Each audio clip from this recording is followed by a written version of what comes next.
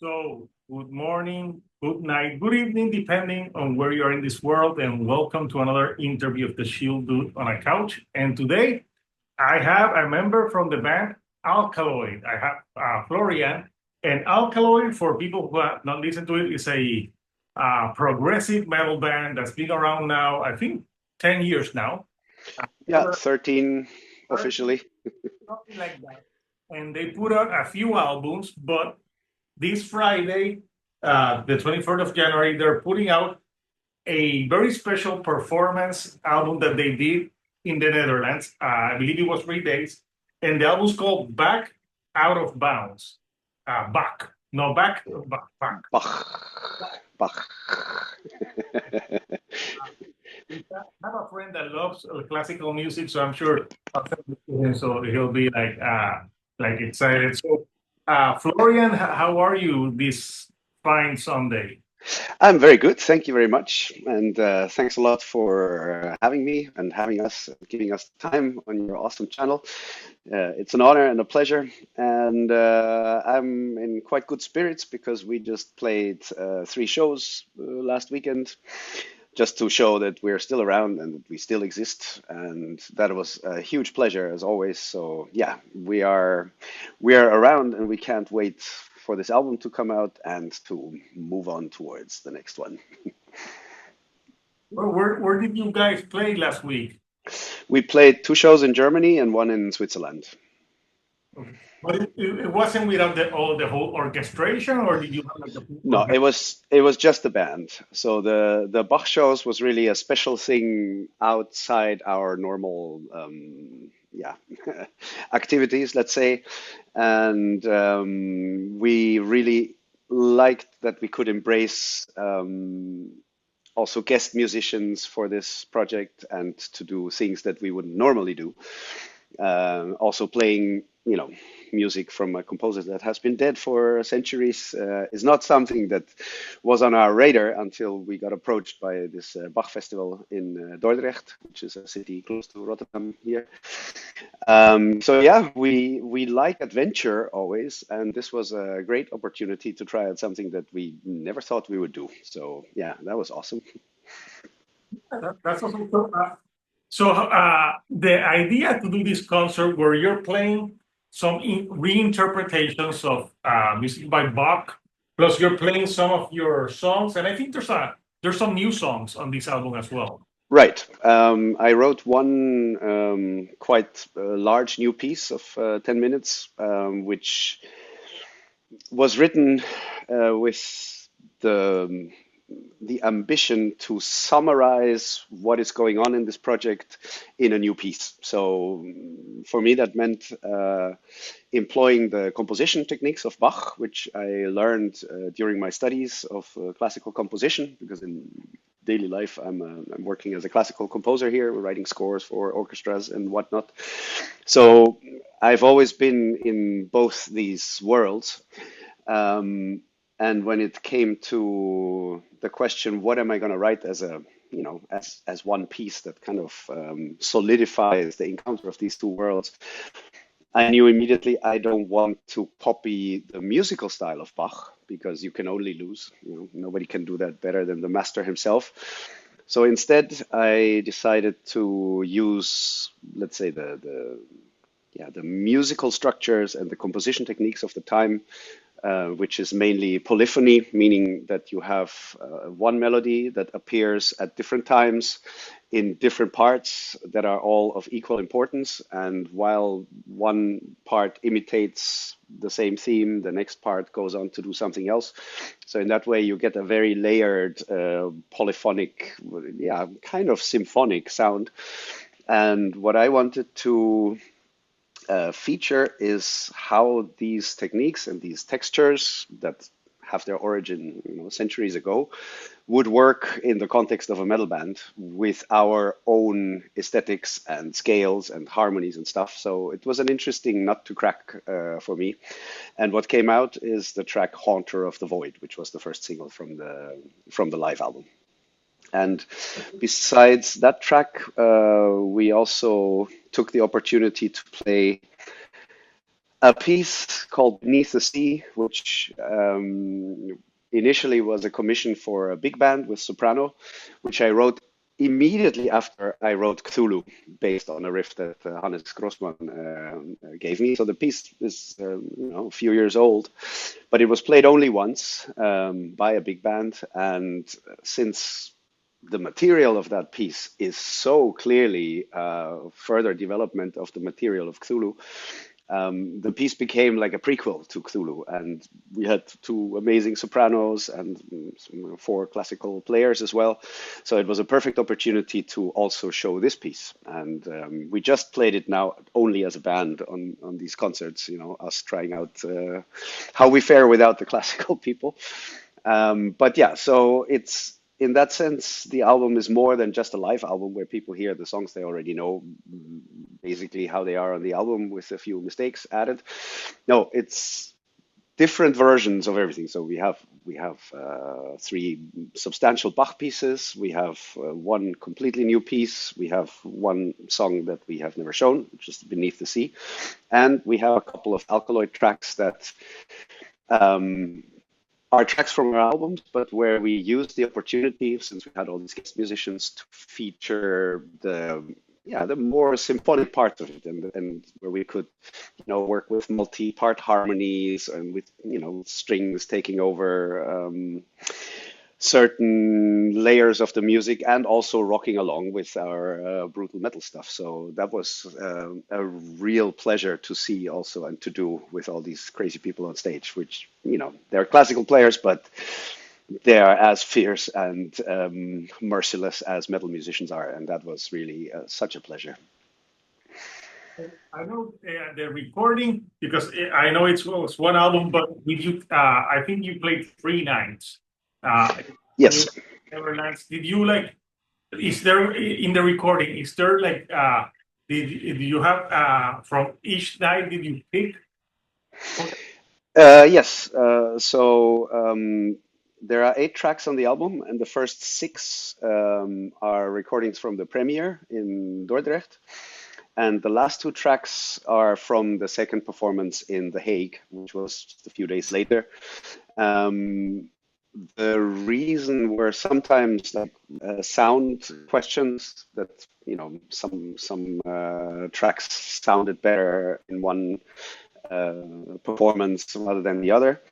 And in the last track, the fungi from Yugoth, we added a bit of an improvisational ending between Une Vergeel, the violin player, and Hannes Grossman on drums. And the studio track ends just with a bit of a drum solo, and that's it. And we expanded that section to some kind of improvised battle between the two, and that was really quite spectacular in the Hague in the second performance.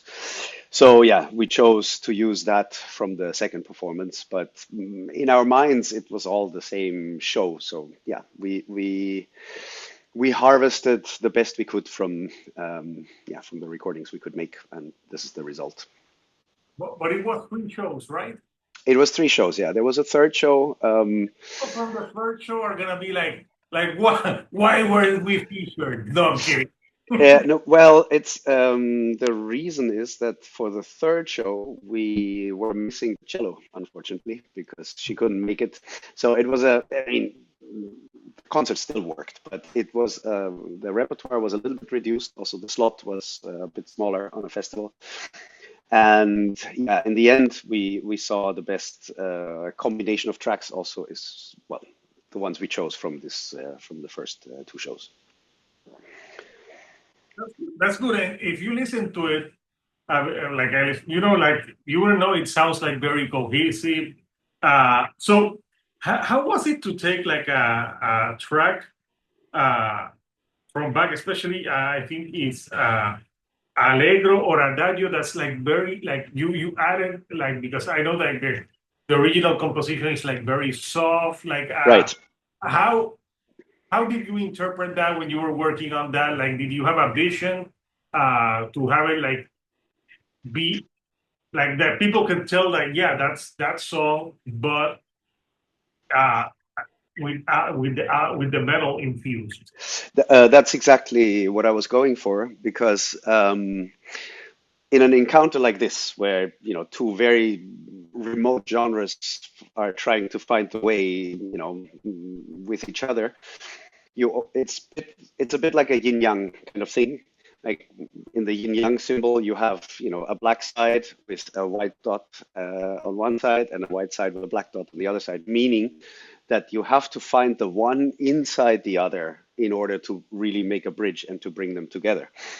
So, as an arranger, rather than a composer thinks of new notes, an arranger takes existing notes and puts them in a new context. So, as an arranger, I did not want to mess with Bach's notes because, he's viewed rightfully as the greatest composer of all times. And I mean, you can discuss about it, but if you study Bach's work, it becomes very obvious how far above everybody else he was. So I would never pretend to add to his, written notes in the hope to make them better because that's not going to work. But what you can do is decide how those notes are played. And in the case of this adagio, the second movement of the harpsichord concerto and the second track on the album, uh, the original is a very quiet movement indeed. It's quite soft. There's a lot of space between the notes, and it's more like a resting point in between the quicker movement. So, of course, I had to wonder where's the metal in this, just like I had to wonder where's the Bach in our songs. And due to the nature of the theme and the character of the movement, what I heard in it in my mind was doom metal because there's something to the heaviness in the notes and in the themes that I immediately heard like, okay, if you play this on low guitars, it's really nice doom riffs. And of course, there's always the problem, what are the drums gonna do if you take music that has no percussion, where also how rhythm is established in that music, it works differently than when you have a drummer. If the drummer lays down the beat, the rest is very free because the beat is always going to be there. And in this context, the beat is in the instrument, in the other instruments, because there is no percussion. So basically, the drummer comes in and has nothing to do from what Bach writes. So that was a little bit of a challenge, but Hannes is also the drummer of Triptychon, which is maybe the best doomish metal band around, if you ask me. So he knows the feeling that it needs. And that took care of Bach's notes, let's say, that there's an instrumental version that is heavy and slow and doomish. But I also wanted to see if I can turn that movement more into a song, also really to appeal to people that usually won't listen to instrumental music or classical music because they are lacking the direct human appeal if there are no vocals.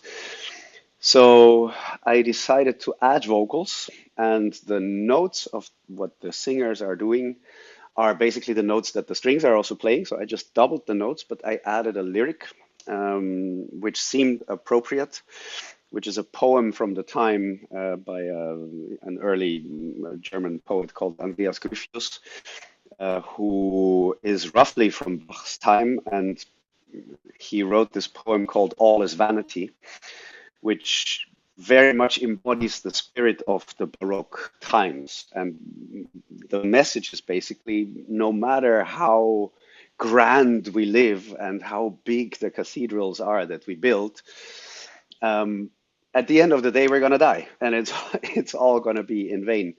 And I think this spirit of the time led in the Baroque era to this opulent architecture and opulent clothing, and as if people are trying to live life to the max knowing that at the end of the day it's all gonna disappear anyway. And so yeah, with all these elements together, I thought, okay, let's see what comes out, and hopefully Bach will not turn in his grave at my blasphemy. Like if when it drops on Friday, you're sleeping and you're visiting by Bach's ghost. Uh, he's like, "What did you?" Well, he's not gonna think anything.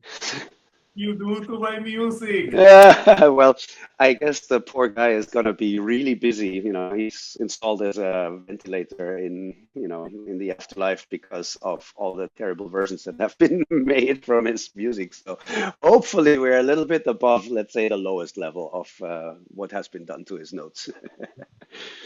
Was growing up because obviously it seems like that you love metal, classical music, and I don't know, like obviously classical music. Metal has especially symphonic metal has taken a lot from classical music in the compositions and being that grand. For you growing up, was Bach always your favorite composer, or did you have a few that you enjoyed? That Well, I mean, obviously, how can you not like Bach? And growing up in Germany, I mean, you are exposed to it. So whether you like him or not, you're gonna know some of his music, at least the hits. And he has many hits, like more than you realize until you hear them all in a row, and you go like, oh yeah, that's Bach, and that's Bach, and that's Bach, and that's Bach. But my personal favorite classical composers were always the Eastern Europeans. So I'm talking about Stravinsky, Shostakovich, Bartók, Ligeti. There are many of those, and for some reason, I always preferred their slightly darker tonal language to the, let's say, to the more German or British composers. Um, so yeah, if it had been up to me, I would probably have chosen another composer to bring to metal because I feel they might be closer. And I have a lot to say about this because it's all very nice that if we look for the origins of metal, that we go to rock and roll and blues and this and that, and there is truth to that, of course. But if you distinguish between rock and metal, which is, I think, an important distinction. Like rock music can really be brought back to rock and roll, absolutely. Or even if you go back further, also to jazz and swing and whatnot and blues. But metal is not the same as rock, and you hear that in the riffs themselves. And in that sense, I would say metal started way before rock and roll.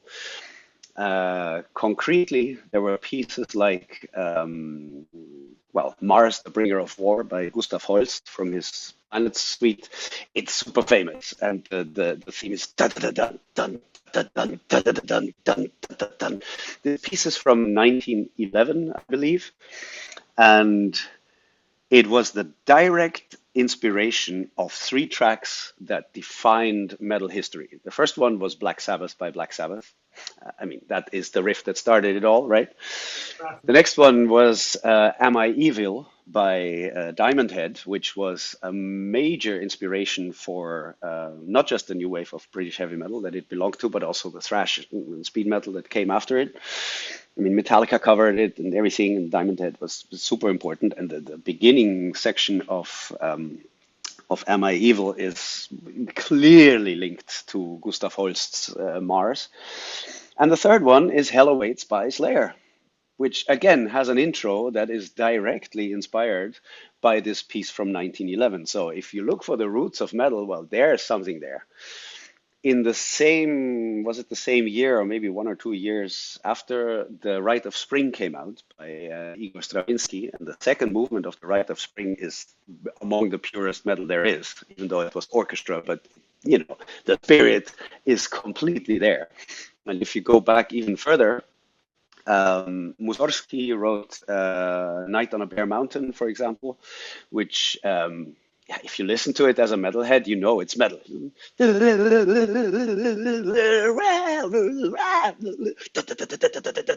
mean, it's pure metal. And then Metal. Later, composers like Shostakovich, his famous Eighth String Quartet has some what I would also call pure metal in terms of music in it, which is from 1960. Bartok's Fourth String Quartet has some, sections that can only be described as metal, even though it's with string players. So I, s- I feel the need to distinguish a little bit if you look at music like purely from the notes, like this kind of melody, this kind of riff, this kind of rhythm defines metal and belongs to metal, but it can be found in earlier music than that. So don't look only at the instruments and the electric guitar and the fuzz pedal of Jimi Hendrix, blah blah blah. Yeah, yeah. That, on the surface, all that is completely true, but in the notes themselves, you can find metal in a lot of interesting places.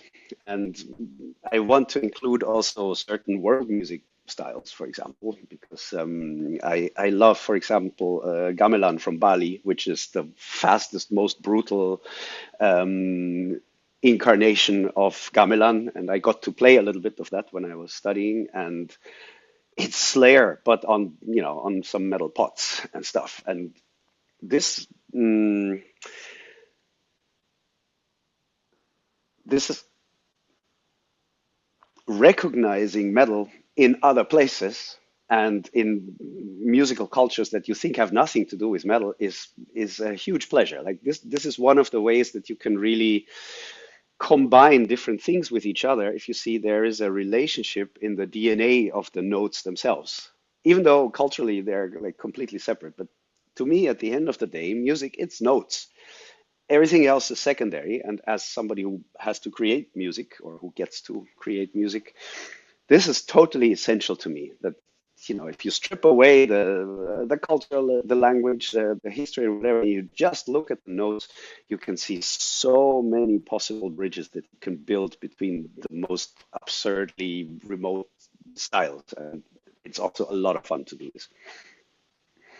And you're very passionate talking about it. And I'm sure people in the comments will have their own opinions of when was metal born. Uh, Maybe some will say Deep Purple before, but at least to me, the first true metal band is Black Sabbath. Yeah. Like, if you think about it, yeah, like that beginning note of Black Sabbath, it's classic. It's a Yeah. classic. But there's also, I mean, there's a bit of metalish stuff in rock music before that. For example, one of my, absolute favorite tracks ever is Inagada da Vida by Iron Butterfly. Yeah. And the main riff, I mean, that's metal, right?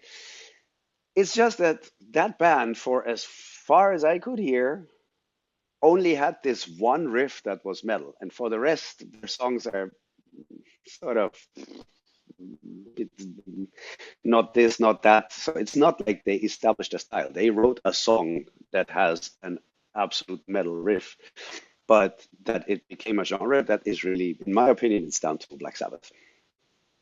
Yeah. Yeah, because there's other bands like Cream that had like some riffs that could be, but they were more rock. Uh, Exactly, exactly. I mean, Cream, fantastic. What a drummer also, and everything. I'm not taking away anything of the significance of those bands, but their heaviness was more kind of, the heaviest that rock could be at the time. But at a certain point, the world wanted something heavier than rock, and that's where metal came in. yeah, no, I agree. So the Song Hunter of the Void, lyrically, what is the song about? So when I started writing the music, of course, I'm also thinking about the story. First of Uh-huh. all, because it's fun, and I'm really privileged as a stupid musician, just taxed with writing notes and then some words because the singer can't just go la la la. It gives me the freedom to come up with these absurd stories, which I also, make use of a lot on our albums and stuff, just because I like the world. I always liked, world building, and my favorite books to read or movies to watch or,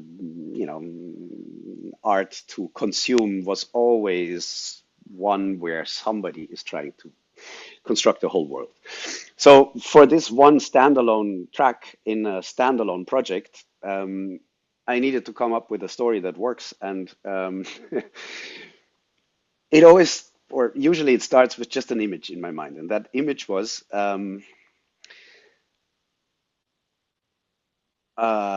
let's say, a digitized brain. So, we're talking about this in our time. Like, is it going to be possible to reduce a human existence to some digital, minimal thing with maybe like a little organic component, but for the rest, that it's a digital thing that you can put in a tiny little tin can and shoot into space.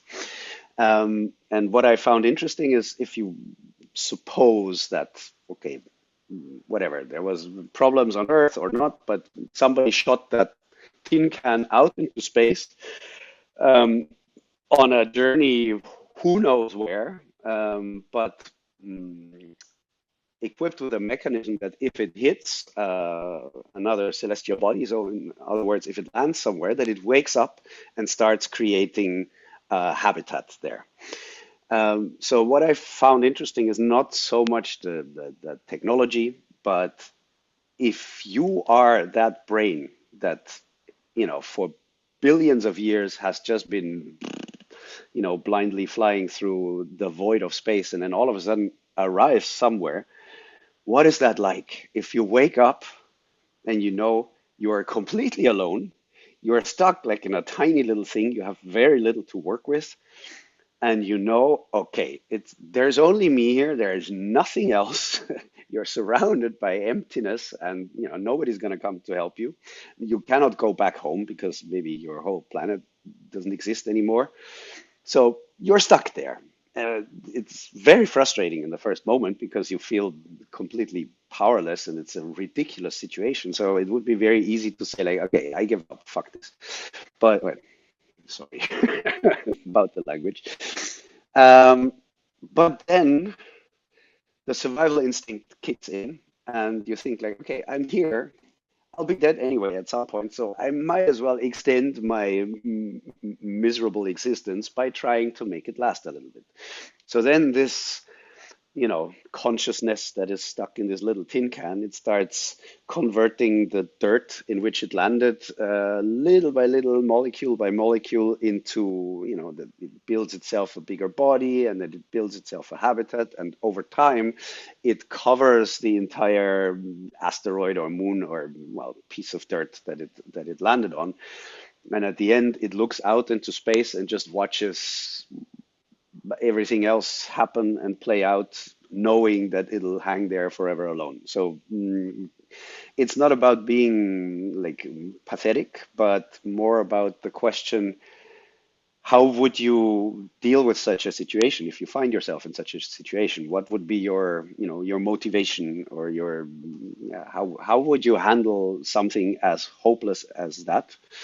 And of course, you can say something about the human spirit there, because in history there have been many examples of somebody being in a hopeless situation and still managing to come out of it. So if you want to get to the core of the song, it's a little bit about that, about the resilience of the human spirit, even in completely hopeless circumstances. You explained this pretty cool. I don't know why you were explaining, and I thought of the Alien movies when Ripley gets thrown into space, and then the bad thing is she always lands on a planet full of xenomorphs. Yeah, yeah. What rotten luck, no? I would be like, oh, in a planet like with a great beach. Yeah. It has to be a planet full of things that could eat you. So yeah, no. So yeah, the hunter, the boy. Yeah, no, that's a great inspiration. Like when you're writing these concepts, like what's your thought, like, or like what's your process for lyric writing? I'm guessing you write the music first, and then you're like, okay, what do I want to convey lyric wise? The order depends a little bit because if it's completely my songs, like for example the Dyson Sphere saga that I've been writing across all our albums, That does start with the story, and it's all about the story. And when the time comes for me to sit down to write the notes, I know exactly what's going to happen in the story. So that is very much story driven. But I also have to do it the other way around a lot because the songs that the others write, mainly Hannes, but also Chris has written a few songs, Linus has a song, Danny wrote some songs.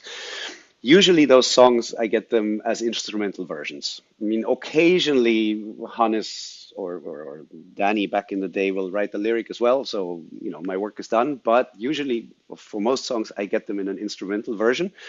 And I have to respect the composition, but I'm free to add my own vocals and hence also lyrics. And nobody else in the band is too bothered by the lyrics, so they're happy that I'm doing it.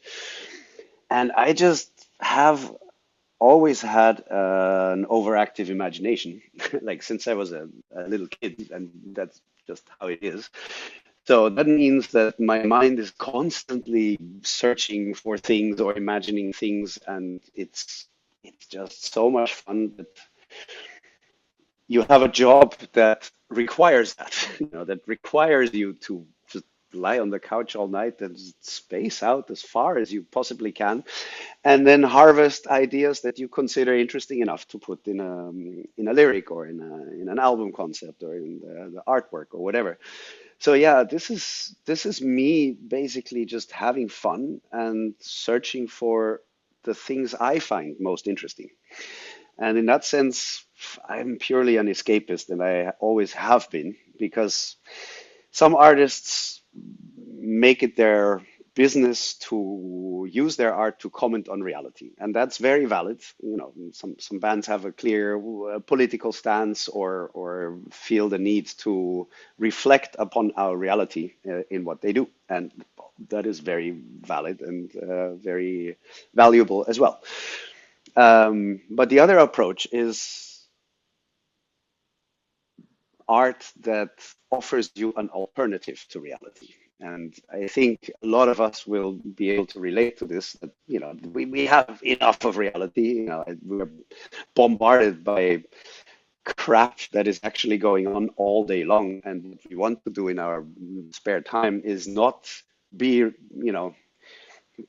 pushed with the nose into even more of that crap. And in that sense, I always saw my job as yeah, offering an alternative, offering a different kind of world so that you can, you are not limited to our reality or what we perceive as reality. Because I used to think the world is boring. I was very wrong with that. And I like this life and this planet a lot by now.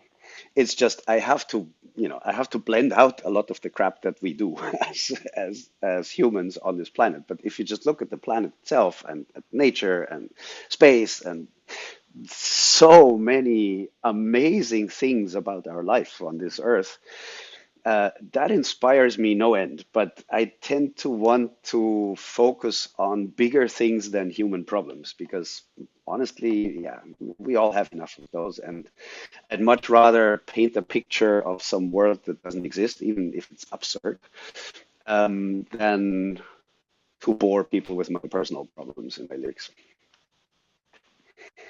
But I totally understand because I think right now we're being so much bombarded, like with like we like with the cell phones we have like information constantly being pushed at you. And I don't know about you, Morean, but I never heard the word Greenland so much in my life. Jesus, yeah. I mean, I have because I've been there twice, and it's an amazing place. I love the country. I love the people. The nature is unspeakable, and yeah, I usually refrain from any kind of political statements because I think, my art is for everybody. But in this case, I mean, fuck. I can't be silent because this is, of all the disasters that are going on, this, at least for Europe, this might be the worst yet. And it's amazing how we can sink lower every day just because of a bunch of old assholes that should not be in the positions where they are. So yeah, let's see how this plays out, but I'm ready to go there and just to, throw walrus shit at invaders because this is not acceptable anymore. And yeah, these are the times we are living in, but These still, are if we speak about music, I do see our music world really as a shrinking island. It's eroding away. It's been attacked and bombarded, by politics, by finances, by fucking Spotify and everything. It's a lot of effort has been made to kill professional music, and maybe that's where it's going to go. But as long as we can resist and keep this sacred thing alive that we've always had, that we take, especially in metal, man, we take the worst things we have in ourselves. We go into our deepest abysses and we take all that stuff and transform it into something that we can enjoy and that others can enjoy because we can express it in art rather than, taking the chainsaw to the shopping mall. That is a magical and a sacred thing. And we saw it last weekend again in these concerts. I mean, they weren't gigantic concerts, but everybody who was there really wanted to be there. People come from really far away. And the joy you have, not just doing this alone in your living room, but actually being there with your bandmates and with the fans and, with everybody who goes through a lot of kilometers to arrive to the place where we can all unite and share this thing together. This cannot be replaced by some virtual crap, or you cannot buy it. You cannot, correct. simulate it with something else. You actually have to go out there and do it. And as long as this exists, I think there is hope because, you know, despite all the dystopian crap that the world is tumbling into, the music itself is still powerful and you know gives still feeds us and gives us what we need. So yeah, I think it's very important to fight for this and to still be out there. And in that sense, this live album is also a statement, because it's not perfect for sure. It was the, the biggest part of the album. What you hear is the very first time that we played this stuff. No pressure at all. And you hear mistakes, and you hear the version that actually we managed to put on a stage, and rather than be sad about its imperfections, I'm kind of becoming proud of them because I know that we actually did this. This actually happened. This is not some simulation or fake crap. It's something that two, three handfuls of people worked very hard for to make happen actually for real. And the fact that it comes out as an album is a huge credit also to the label who, they have a lot to choose from. They didn't have to put this out, but I'm glad that they saw the value of like real music, like real music made by real people, perfect or not. Exactly. And so with Morean, when you were decided to do these concerts, how did the venues how did you select the venues? Because I'm sure you want the venues where like they would make justice for this sound. What was the process of selecting the venues to play? It's well, these days it's not like you are sitting there and you have a choice of 20 venues and you go like, we want this one and that one. It's always down to which venue is interested in something like this. And it's always hard because it's not a commercial production, right? The choices that were made, the artistic choices and so forth, they are motivated by the artistic content rather than how well it's going to sell. So we are from the beginning, we are limited to venues that are interested in art, even though maybe they don't know how many people are going to hear it because it's something new. That is the thing. The problem that everybody has who does something new is that they cannot yet predict in detail how many tickets they're going to sell or how many clicks it's going to get and stuff. And we can never lose this part of art, the innovative part, because if we reduce ourselves to only things that we know will work commercially, well, it's all going to become the same crap, and everything that is different or fresh is going to be censored out just by, financial insanity that, censors what could exist before it even gets to exist. So, in that sense, also credit to the venues who have been treating us fantastically, and also to the Bach Festival and its organization, because they really helped in selling these shows as well. Because it's difficult for a venue because, yeah, sure, it's a metal band, but it's Bach. You will lose a lot of classical listeners because there is a metal band, and you will lose a lot of metal heads because it's Bach, and oh yeah, that's old and boring.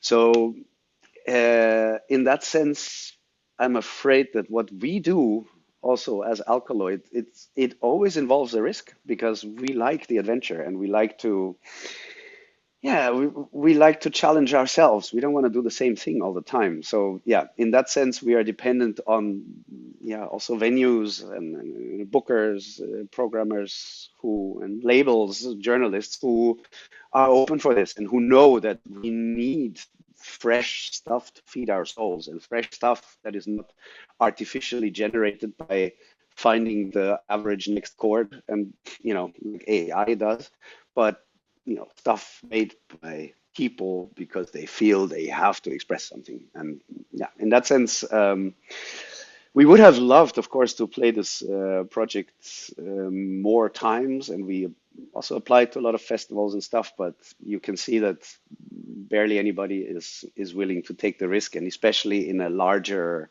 lineup, 11 people and stuff. It's hard times for that, but who knows? Maybe that changes, and hopefully that the release of the live album is gonna establish at least the idea that it's possible to do these things, and that it's worthy to do these things. If we achieve that, at least in some minds, then already we can consider it a success, I think. So the album's coming out on Friday. It's coming out like on CD, vinyl. Yeah, both. And I don't know if I read this, but did you also record this like the live performance with a camera, that this will come out like in a well, I don't know if people buy DVDs, but like in a like will it be also like inside the music that you can watch the performance too? Well, we released three live videos with also footage from those concerts as singles ahead of time, and that's going to be it. So unfortunately, the conditions were very tight in which we had to do this. So this is the most we could get out of what we had. And I mean, it's a long story, and I'll spare you the details, but let's say we're very happy that what we had worked out, because also it wasn't set up as a recording project, it was set up as a live project. And the fact that, two friends came and filmed, and that the sound technician offered us, sort of like on the day of the first show, he said like, hey, by the way, I can make a multi-track recording. Like, "Oh, okay, let's do it, just to have it."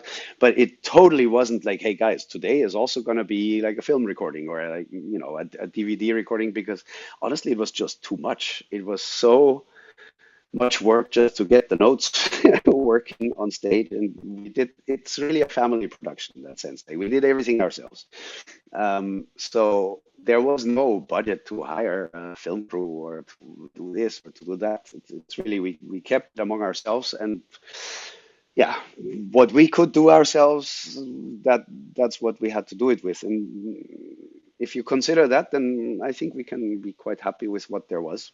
Because what people forget is, I mean, I see this question a lot, like, yeah, is there going to be a Blu-ray? Like, well, Expensive. I understand, and thank you for asking, and thank you for wanting it. It's great, but somebody has to make that, and somebody has to pay for that. And if if it's such a struggle to keep any money for ourselves, for the people who are, spent weeks practicing and rehearsing and playing. If you can barely get to some kind of minimum compensation for way more time than you get paid for, then it's impossible to say like, okay, we don't take any money for months of work and just to pay a bunch of dudes to do a video. And I know a lot of people offer this for not so much money. It's not that you need 100K to film a concert these days anymore. But even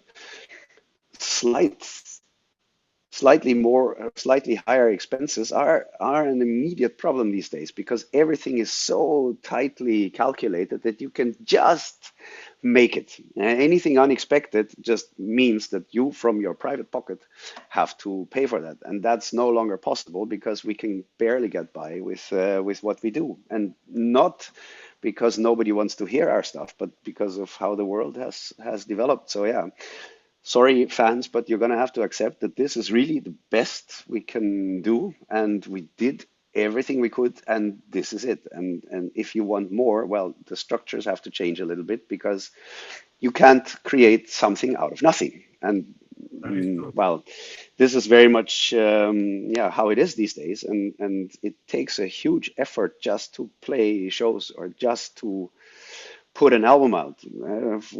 With every album that still comes out properly, I feel it's a little triumph against the spirit of the time, where music is supposed to become just like a throwaway thing of 59 seconds that nobody gets paid for, that entertains a bunch of goldfish for half a minute and then is forgotten. That's totally not what we do.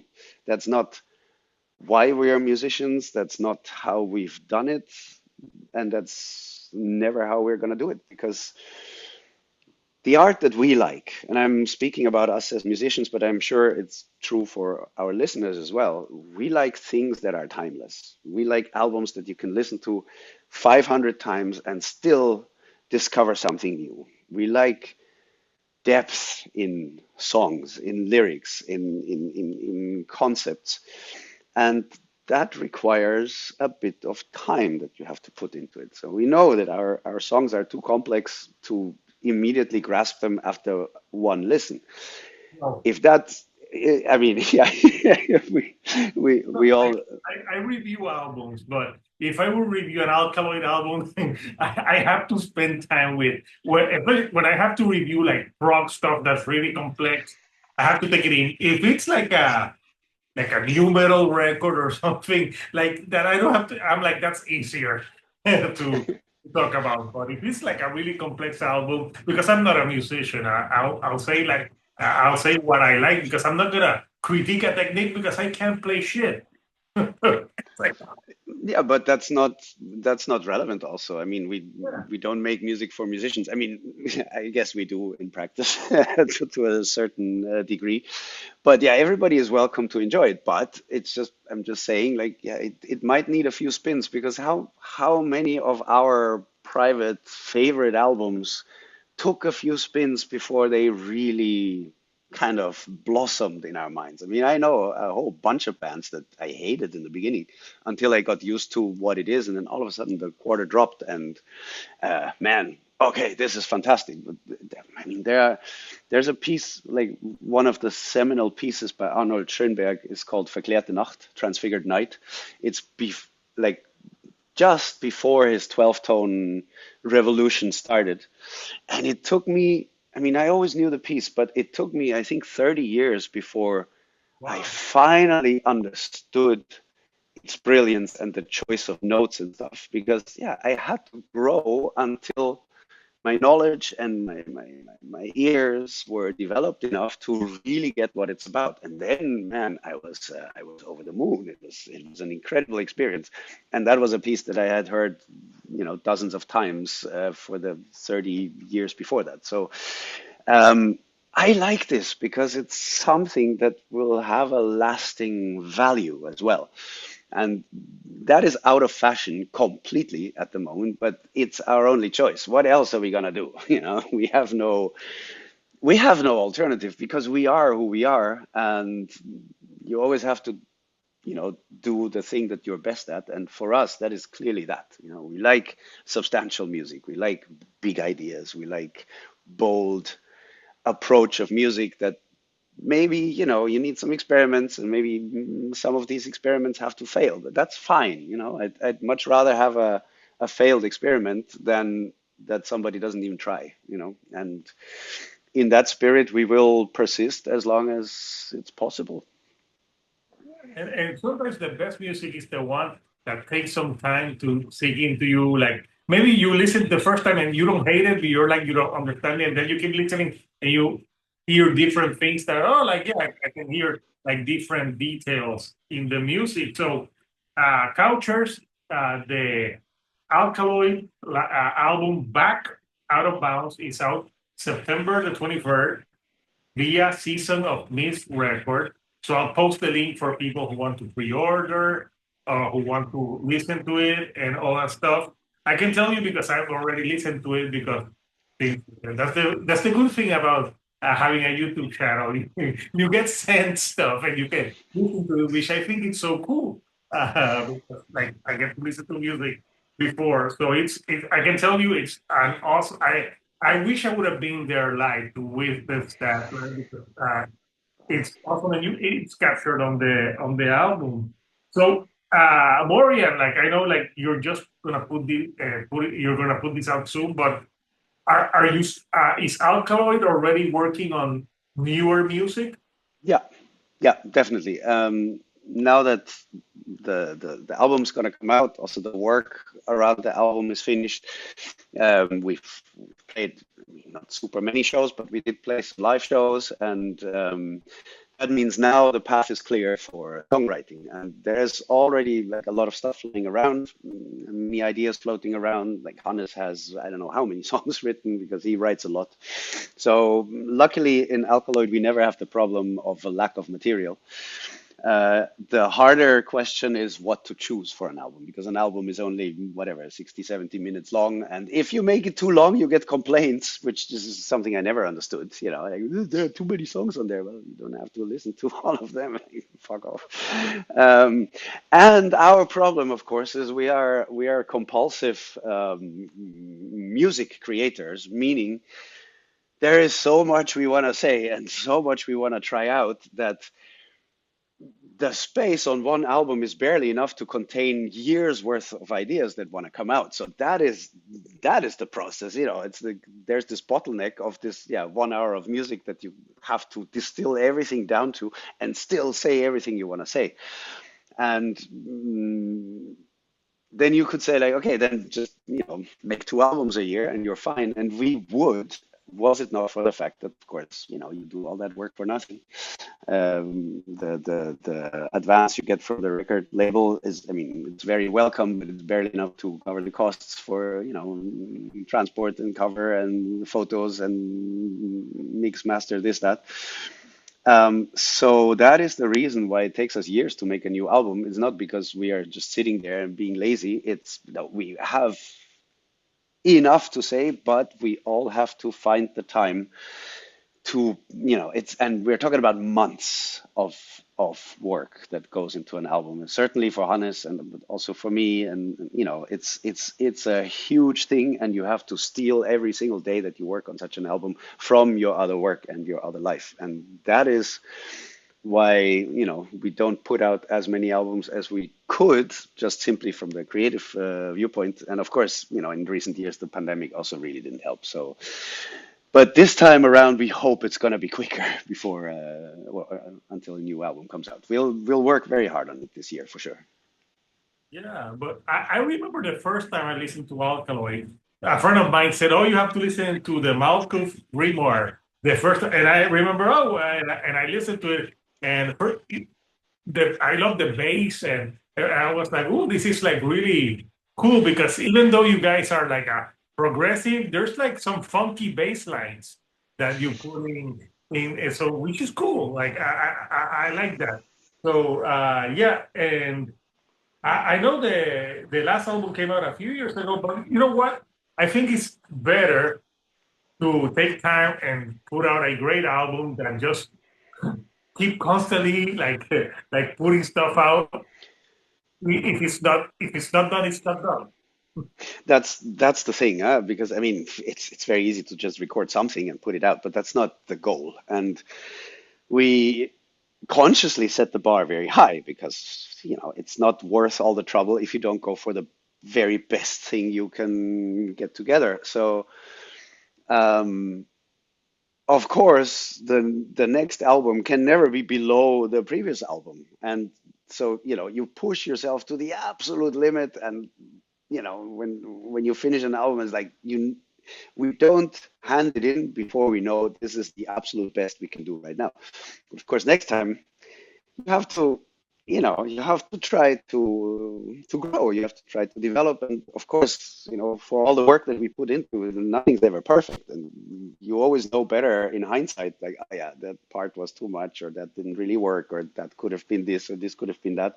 So yeah, the next time around, hopefully you'll do some things better, and you'll find some fresh things that haven't been there before. And yeah, in that sense, there's a lot we still want to do, like really a lot. Musically, like there's enough ideas to last us decades. Yeah, I just remember there's only one interview I saw one time, or someone asking, I can't remember which band, where they asked them about their newer album. And they asked them, is this the best thing you ever done? And I think he said, you know what, no. And I'm like, well, at least he was honest. Like, no, it's not the best thing we've done, but it's an album. Like, Yeah, well, was, but I felt like, well, that was honest. Like, yeah.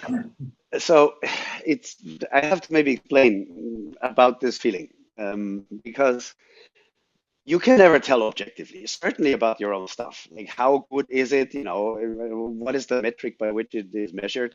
I think it's much easier for you guys to put a judgment of that than for yourself, because it's a bit like choosing between your kids. Which kid do you like more? Or The uh, one in front of you.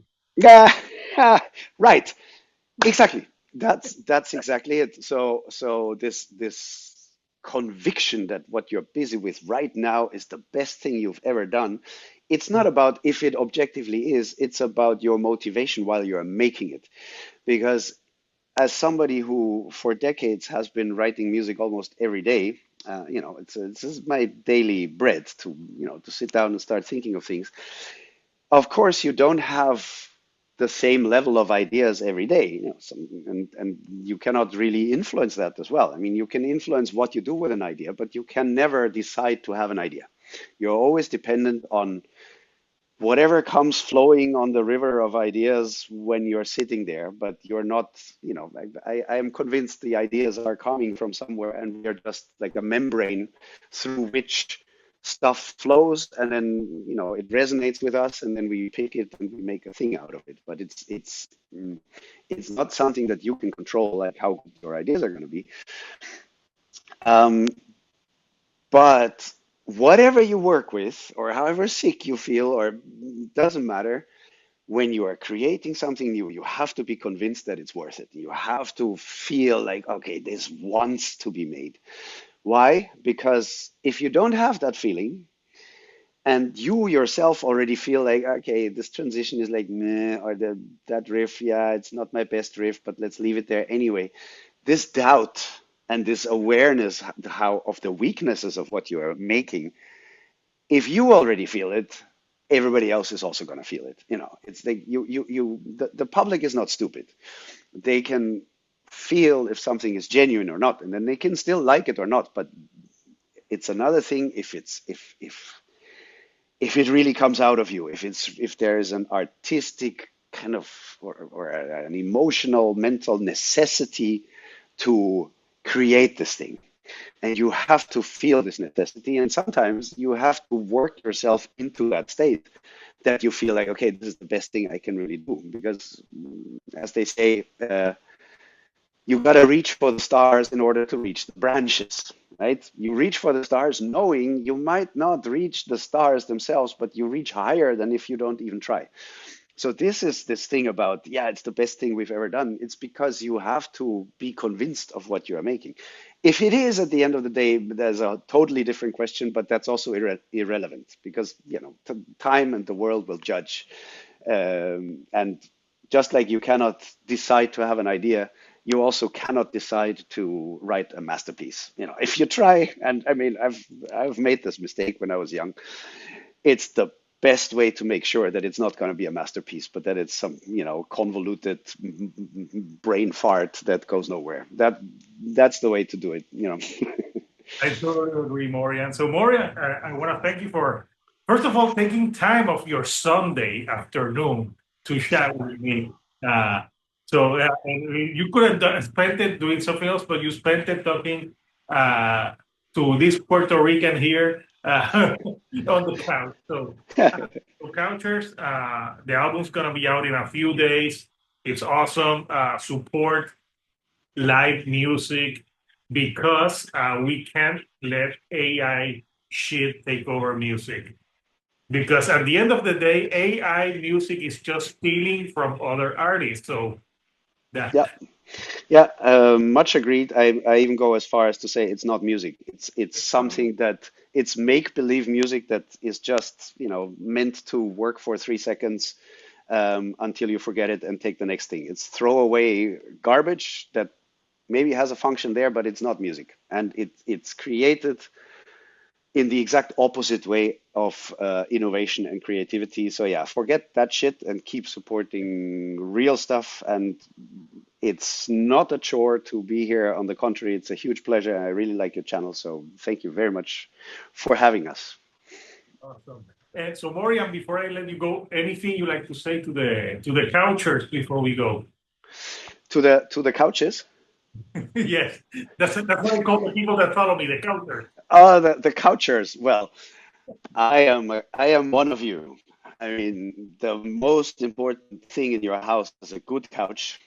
And I have written a lot of stuff on the couch in the pajama, before taking a shower or even having breakfast, So couches are the center of our world, and may you all have good couches always. And I am there with you in spirit, and thank you for,